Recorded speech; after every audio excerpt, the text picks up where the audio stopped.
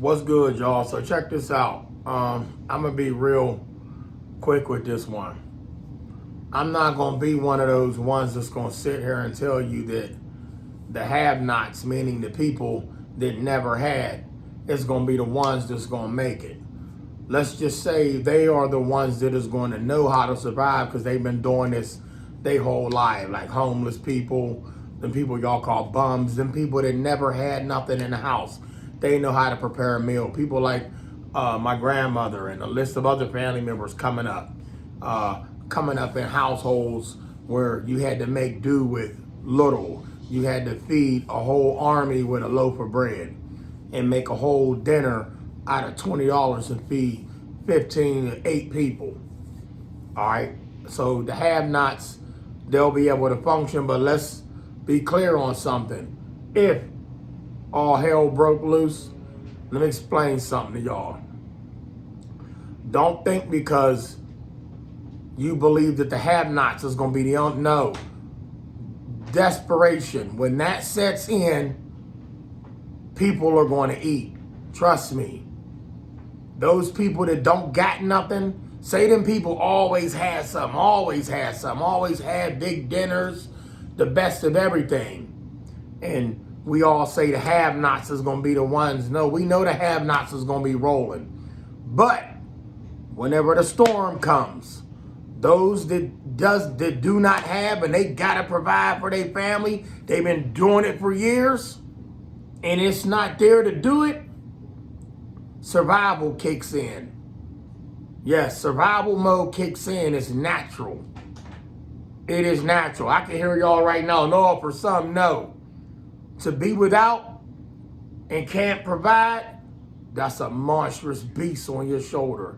You will get the job done. So let's not give all the credits to the have-nots.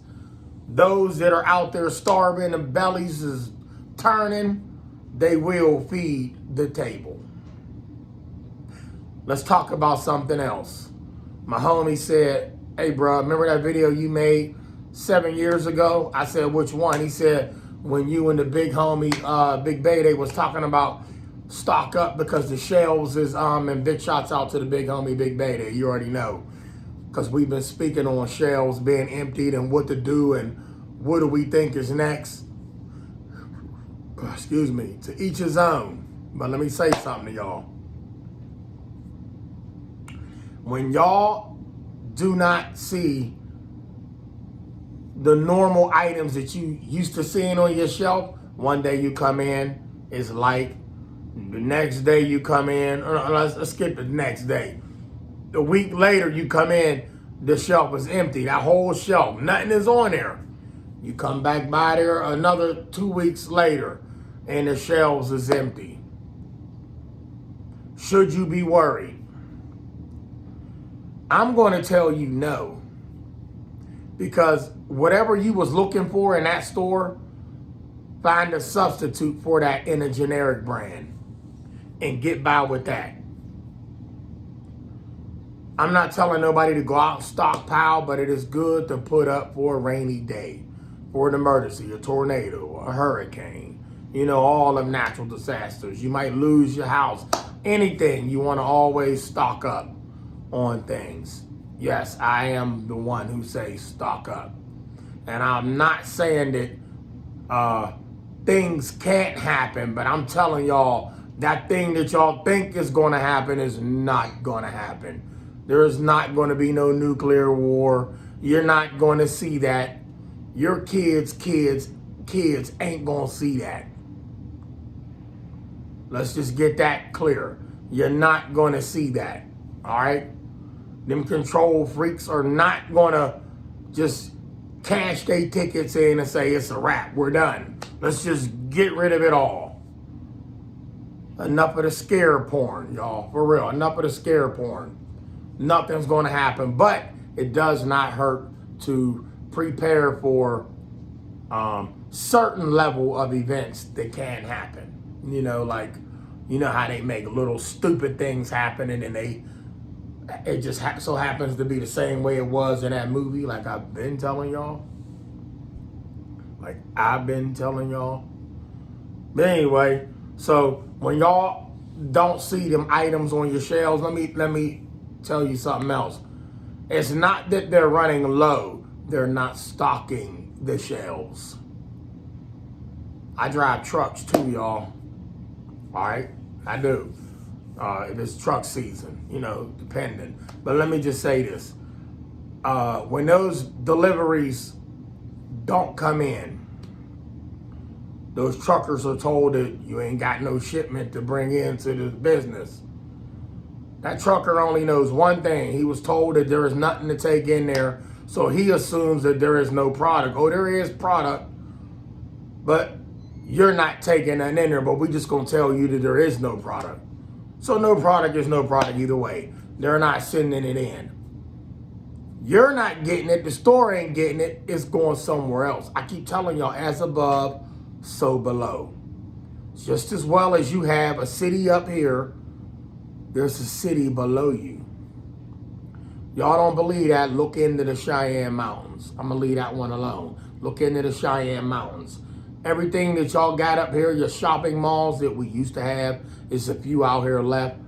Your shopping malls, your grocery stores, your clothing outlets, shoe departments, your gyms, your swimming pools, etc. As above, so below.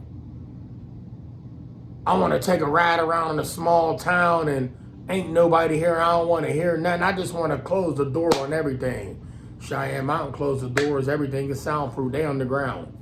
They living their life. They've been living like that for a long time. See, but it just don't stop there. They've been building underground cities. That's why y'all seeing all these homes getting swallowed by these sinkholes. That's right. That's why y'all see a lot of these homes getting swallowed by these sinkholes. And one just happened here in Pittsburgh, by the way. Right on Bennett and Frankstown. Bennett turns to Frankstown. So it's Bennett and Tokay. Bennett and right before Bennett and Tokay, a road opened up and it swallowed nothing. Nobody got hurt, but it was a big enough hole. They had to come in with sand. They had to have their engineers come in, water company come shut the water off. And I went past it today. I'll show y'all the pictures. Huge hole, big hole. I went past in a vehicle and you could see the hole was pretty big. It was a deep enough hole too. If you'd have been driving on it. I'm glad I didn't come across there with a load of passengers on the bus. I'm serious. It would have been tragic. And a lot of panic. But anyway, that's here or there. So they've been doing mining, and they've been doing that for years. Y'all thought that they mine for coal. They're mining to build underground cities, and they've been doing that, and they're not going to stop doing that. Okay, they bore out tunnels to make passageways for you to go from one end of the river to the next, and you could be in New York, you could be in Jersey, etc. And talking about those underwater tunnels. So they bore tunnels out to make passageways and easy passage to one side of town to the next, because they want to go under the water instead of putting the bridge up. Well, they do all of that when they build underground cities. So when y'all see them out here mining, and y'all ever hear them explosions and